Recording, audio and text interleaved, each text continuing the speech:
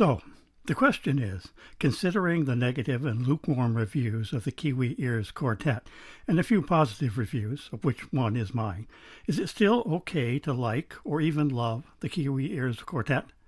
There does not seem to be any real consensus about whether the Kiwi Ears Quartet is worth a listen, let alone a buy. Of course, no IM is going to satisfy the auditory or musical taste of everyone. I like the quartet. It's not perfect, even to my ears, but I still like it a lot. Still, I'm influenced by what others say about it, to the extent that I have really tried to hear it the way other reviewers do. I've spent hours tracking down tracks they suggest that show off the quartet's flaws or limitations, and listening over and over with a variety of IEMs from my small collection, from the Tanzu Wanir to the Eiffel Performer 5, comparing the quartet to the same IEMs the other reviewers are using when possible, using the same tracks. And I just can't do it. I cannot hear what they're complaining about, whether it's a soft, lumpy bass, elevated mid-bass walking all over vocals and instrumentals, spoiling the music, or the BA timbre.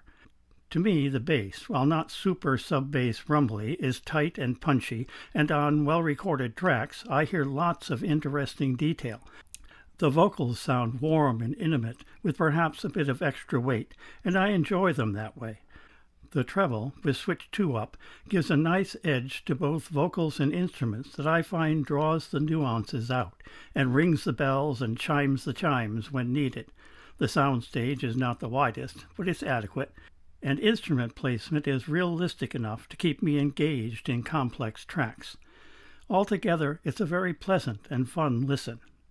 The thing is, I think, Kiwi Ears took a chance on an unconventional tuning. I'm pretty sure it was not an accident. I think they did it with considerable forethought and skill. They produced an IEM that does not fit the mold, or should I say molds. It is neither natural with a slight bass boost and good treble extension, which seems to be the claim preference of many of the YouTube reviewers, nor is it the often maligned but still popular Harman tuning, and it is not your conventional V-shaped pop rocket either. It is different, intentionally so. It was not designed to meet the needs of every listener, but Kiwi Ears must have thought there were enough people out there who would appreciate it for what it is to justify making and marketing it. And I'm pretty sure they were right. Human ears are as different as human faces. We each hear differently, and it's not just a matter of taste. Our ears actually physically respond differently to the audible frequency band, and our brains process the vibrations differently. The tuning models, at best, are gross averages of hearing profiles and preferences across a population that has a vast range in both. I hear the detail in the Kiwi Ears Quartet bass, but maybe, very likely from what I hear on YouTube, others do not. What I hear as an extra warmth and body in the vocals and instrumentals might well spoil the musical experience for those with different ears than mine. And again, not just taste, different ears and different brains that hear the spread of frequencies and the interrelationship of harmonics differently than I do.